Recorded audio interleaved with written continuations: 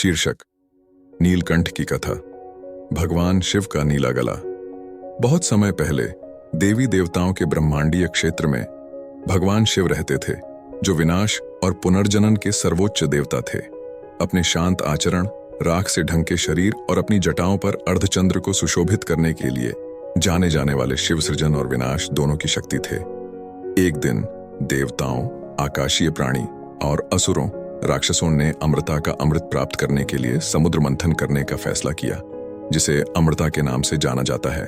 उन्होंने भगवान विष्णु से मदद मांगी, जिन्होंने सुझाव दिया कि वे मंदार पर्वत को मंथन की छड़ी के रूप में और नाग वासुकी को रस्सी के रूप में उपयोग करें। जैसे ही मंथन शुरू हुआ, समुद्र से विभिन्न दिव्य खजाने निकले, जिनमें घातक जहर हलाहल भी शामिल था।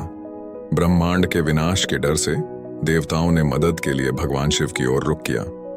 अपने हृदय में करुणा के साथ भगवान शिव आगे बढ़े और स्वेच्छा से शक्तिशाली जहर पीने के लिए तैयार हो गए। वह परिणामों को जानता था, लेकिन उसका निस्वार्थ स्वभाव भय पर हावी था। तीव्र जहर ने शिव का गला नीला कर दिया, जिससे उन्हें नीलकंठ नाम मिला, जिसका अर्थ है नीला गला।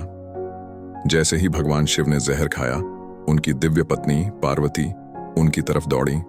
उनकी आंखें चिंता से भर गईं। उसने उससे रुकने की विनती की, लेकिन शिव ने दृढ़ निश्चय के साथ घातक पदार्थ का सेवन करना जारी रखा। शिव के बलिदान को देखकर देवी देवता उनकी निस्वार्थता से आश्चर्यचकित थे। भगवान विष्णु शिव के बलिदान को पहचानते हुए उनकी ओर दौड़े और जहर को और अधिक फैलने से रोकने के लिए अपने हाथों से शिव के गले को दबाया। भगवान शिव के बलिदान और भगवान विष्णु के हस्तक्षेप के संयोजन ने ब्रह्मांड को विनाश से बचाया।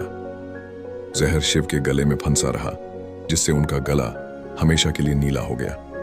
देवताओं ने भगवान शिव को नीलकंठ कहा, जो नीले गले वाले त्याग, करुणा और बुराई पर अच्छाई की विजय का प्रतीक है।